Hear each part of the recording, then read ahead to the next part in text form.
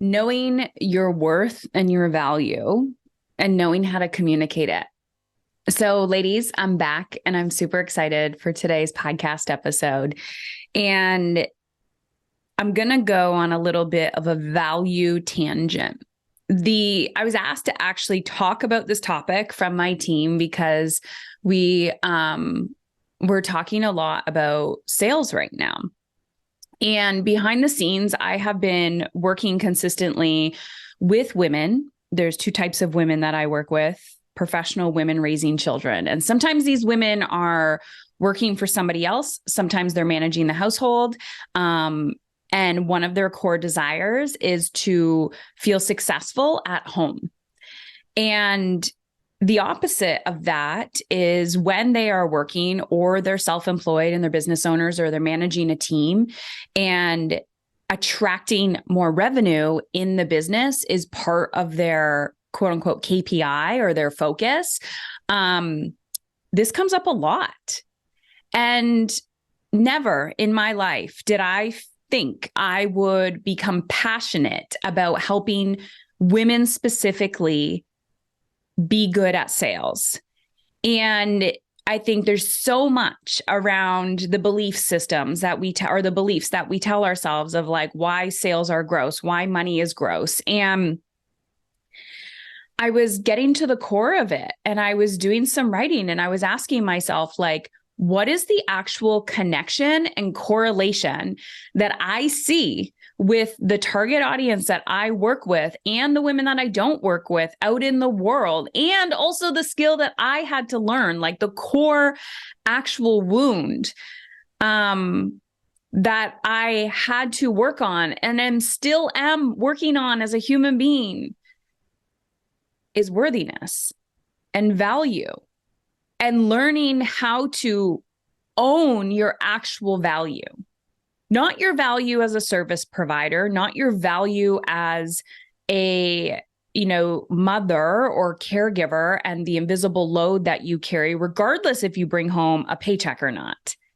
But at the core of all of this manifests in women's lives from a state of lack. And I was going for a walk the other day, and I think a lot. And I'm always thinking, and I'm always trying to like, how can my brain thinks in podcast topics and in messaging, and also like how to become metaphors, all the things. So I was thinking about how frustrated I am becoming when I hear a woman say, I don't have time, I can't do this, somebody won't let me do this. I can't. Blame, shame, guilt, all the things. But there's this like block of I just can't, like 100% cannot.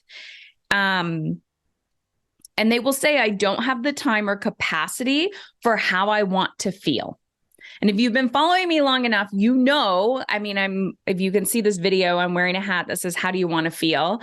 Partly, I wear so many hats because I never want to do my hair. But the second part of that is when you are asking yourself, how do I want to feel? And you reverse engineer that in every area of your life, you become the type of person that you most desire to be in your parenting, your relationships, your work, your mind, your body, your soul.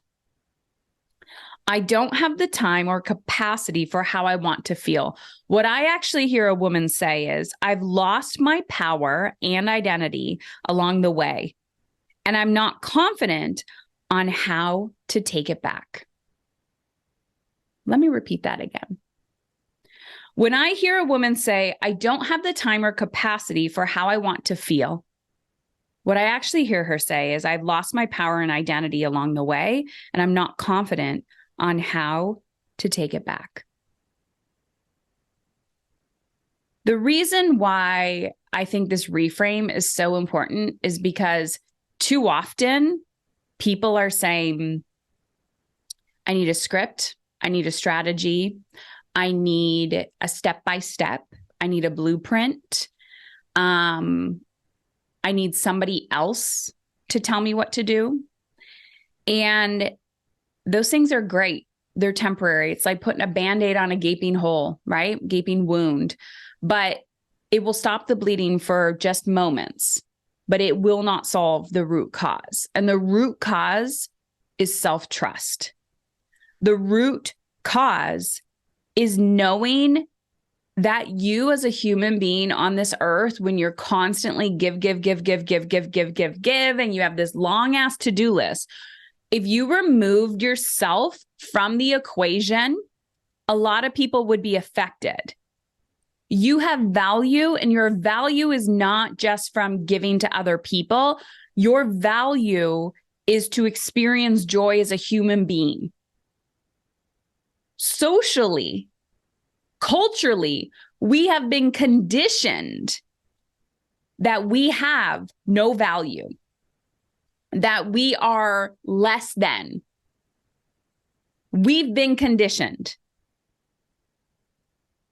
Pay, time, childcare, health, you name it. And that's not even talking on a spectrum, okay? So what I mean by this is we buy in to the systems of oppression. We buy in to other people's stories of why we are less than. So for the sake of sales and business, let's talk about that. You have invested, if you are a professional, you have invested thousands of dollars to develop a skill that other people would benefit from having in their lives. And when I say investing thousands of dollars, I'm not just saying going to get a certification or a degree or multiple degrees. You have also invested a lot of time, money, and energy in becoming the type of person that can execute and change somebody's life potentially. You can solve a problem. You have invested a lot of time, money, and energy into becoming the type of person that can deliver. Or maybe you are in your business, there's a physical product. You have invested a lot of time, money, and energy in testing that product and putting it out there. Maybe it's a course, maybe it's a service, maybe you're a lawyer, a dentist, a doctor, I don't know, okay? You have skills. You've invested a lot. Now, some part of you may have felt worthy enough to invest in to develop that skill. Why did you develop the skill? What was the core actual need or desire of developing that skill? Was it to give it away for free? Because if your core desire was to give it away for free, you cannot ask for money in return. You can't. There had to be some part of you that felt worthy enough to invest in to develop the skill. But here's where it gets tricky. This is why I say sales is personal growth on steroids, parenting is personal growth on steroids, building a business is personal growth on steroids, marriage is personal growth on steroids. When you decide to become better and to own how you want to feel, it is personal growth on steroids. Everything that you were avoiding looking at will come up and out to the surface right away. Most of it is going to be lack of worthiness, self-doubt, some form of imposter syndrome, which I don't actually believe in that term, insecurities, mommy, daddy stuff. But at the core of all of this, it is, am I worthy to receive this? Am I worthy to receive this? So here's the challenge. 1, you have to do the inner work. You cannot keep running away from doing the inner emotional work. Hence the reason why the podcast is called Emotionally Uncomfortable. You got to feel your feelings. And although we want to feel good, although we want to receive the good, the abundance, the joy, the ease, the energy, if you know you want those things, you have to be willing to feel the opposite as well. Not skirt around the opposite, not run away from your fears, but run towards your fears. Not allow guilt to run the show, but feel the guilt. And that's a skill. And if you don't know how to do that, you need to invest in learning how to do that. Invest in learning how to feel. Now listen. I don't have time and capacity for how I want to feel. I'm going to reframe this. I don't know where to find my clients. I don't know how to get my team to support me. I don't know. Nobody will pay for my product or service. Do you see a correlation? And what I hear them say is, I've lost my power and identity along the way, and I'm not confident on how to get it back. I've lost my power and identity along the way, and I'm not confident on how to communicate it. So once we have the core, we're beginning the core root of like, who are we? How do we want to feel, right?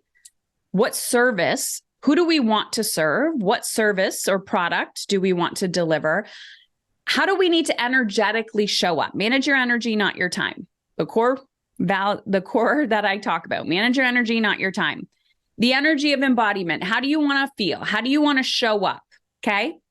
So when we are in a conversation around sales, and that can be a one-on-one conversation, it could be at a networking event, it could be in an email, it could be in the DMs with somebody, it could be on a sales page. It doesn't really matter.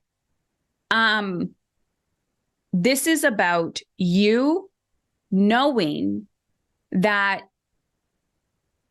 your product or service is going, and the fact that you have $1 plus around it is going to trigger other people's stuff. If you are not okay with other people's emotions, you will not be okay at growing a successful business. Let me repeat that again. If you are not okay holding space for other people's big emotions when they are triggered, you will not be okay or successful or confident at growing and scaling a profitable business.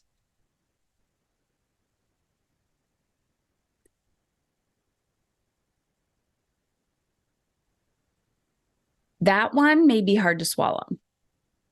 Because what happens is the more you become you, the more you begin to own your value, the more you begin to respect yourself, the more you begin to value your time and your capacity and say, you know what? Not only do I not have the capacity for that, but that invitation is not a hell yes for me. And therefore, I really appreciate the invite, but no thank you. It's not in aligned right now where I'm focusing my energy and attention. You just took back control of how you wanted to feel and took your power back. You were honest with yourself and you communicated that with the other person.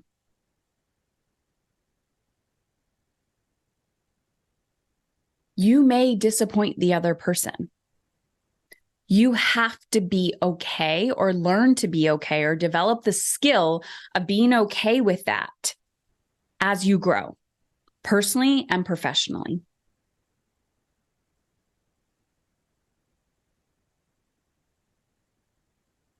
Your child may request something of you, and that's something you can't do. And you may disappoint them. And you have to learn to be okay with their disappointment, even though you feel guilty, maybe because you're working and you cannot buy them everything that they want. One, because it's just not realistic. And you disappoint them because you're like, no, honey, you're not getting that. I know every time we leave the house, my 10-year-old is like, can we go here? Can we go here? Can we go here? And I'm like, buddy, just because you leave the house doesn't mean you need to buy something. And then I see the disappointment on his face. And it hurts my heart because I love my children and I never want to see them sad. But guess what? Sad is part of being human. Disappointed is part of being human. And it was interesting because for a really long time, I resisted talking about business for women because I see so many people out there talking about the strategy of business. And strategy is easy for me. Here's the strategy. But that's not why people need coaching. People need coaching because of the emotions around the strategy, the worthiness, the I can't do this. I don't actually believe I am capable of achieving.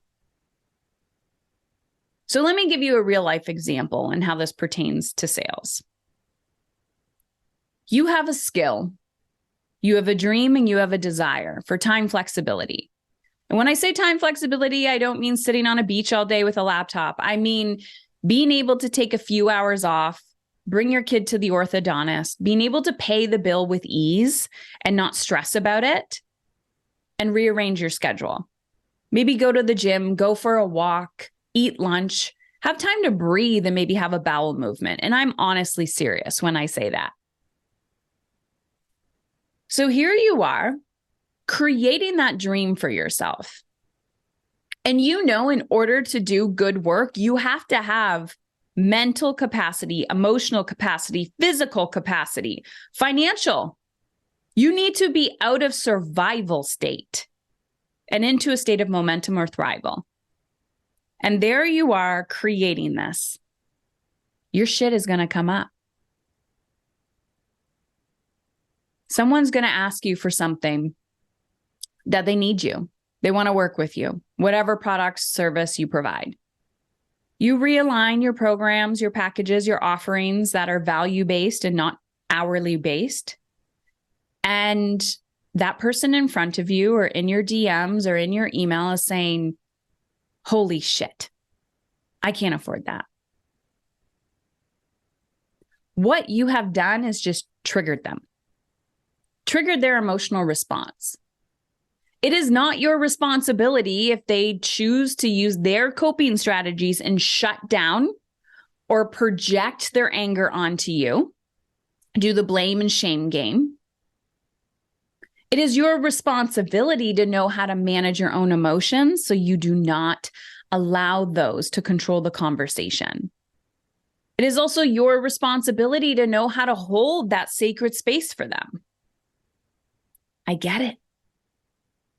This is big. Yeah, you want XYZ transformation. You've already invested thousands of dollars to solve this problem. And yet the problem isn't solved. What do you think is stopping you? No, what do you think is really stopping you? Do you think it's the people that you're hiring? Or do you think it's the way you're showing up? The challenge is our brains are incredibly intelligent. And we need to outsmart our primal brain. And the primal brain is designed to keep you safe. It is designed to keep you in your comfort zone. It's designed to keep things familiar.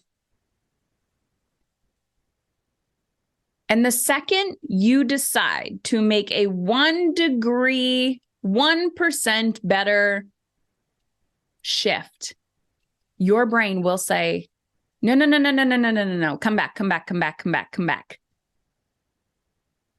Just like a panicked parent when a child starts to run towards the road. your brain will kick in and say, not this, not this. Let's go. Let's go. Come back, come back, come back.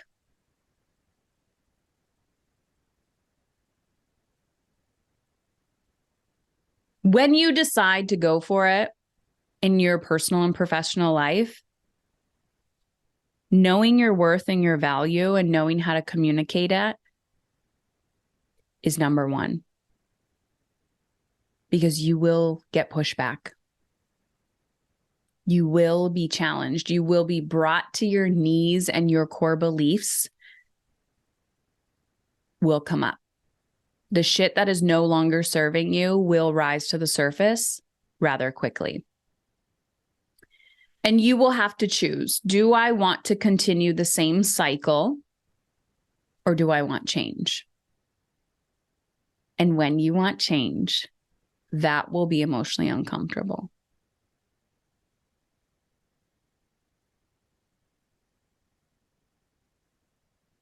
Change is scary. Change will get you to feel like you are backed into a corner. Change will trigger the shit out of people that are connected to you. And change will also challenge you to value yourself more if you're committed to the process, if you choose not to quit. So where do you begin on knowing your worth and value? Number one, I think you should ask people around you, people that you trust, not people that you do not trust, not people that talk down to you, people that you trust. What do you see in me? What do you see as my strengths? What do you see as my values? Like, what do you think I'm good at? Number two, do a time audit.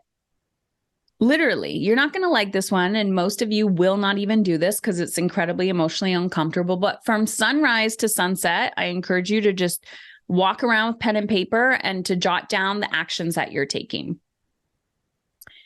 And I want you to, at the end of the day, end of day 1, 2, or 3, like if you want to do it for a few days, and I want you to look and say, what items on here were actually for me, not for my business, not for my family, not for my team, not for my neighbors, not for some random people on social media or in my DMs.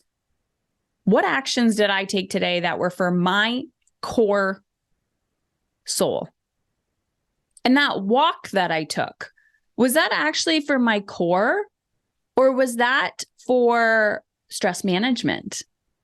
Of managing everybody else's shit. Number 3. Not only are you going to learn how to say, I don't have the capacity for that, you are going to say, thank you. Thank you. But no, thank you. Let's take the term, I don't have the capacity, to the next level.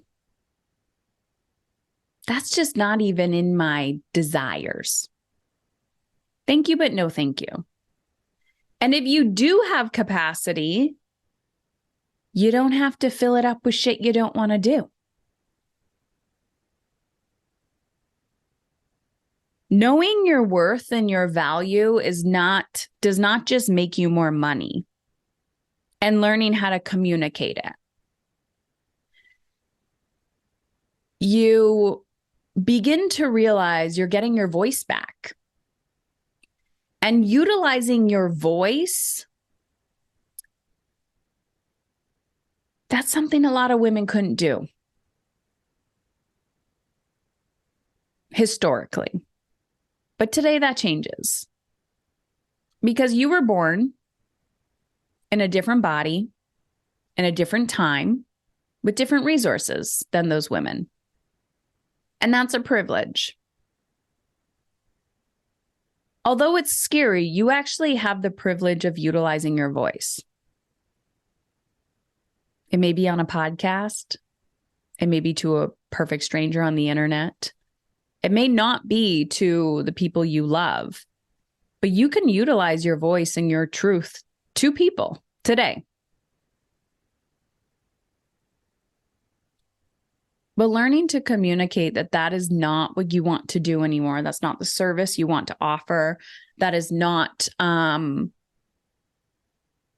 price point, because you will literally be self-abandoning if you discount yourself, and it does not feel good.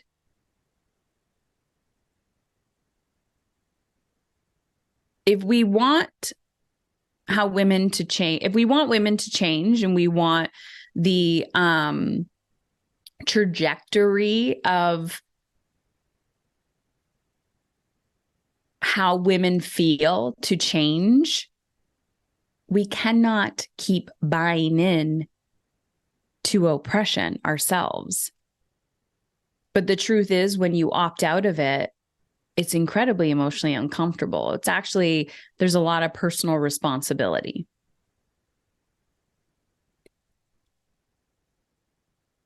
So I'm wondering, what do you see as the correlation between sales, not discounting yourself, knowing how you want to work with people, who you want to work with, communicating your value, translating that, feeling your guilt,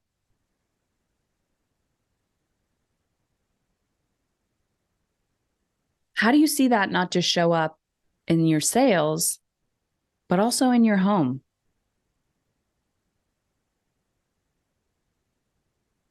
And who taught you that you were not powerful? Who's the one person that comes to mind when you think, I've lost my power and my identity along the way, and I'm not confident on how to take it back? And regardless of who the person is or situations that come to mind, my last question for you today is, are you willing to become the person that version of you needs to heal?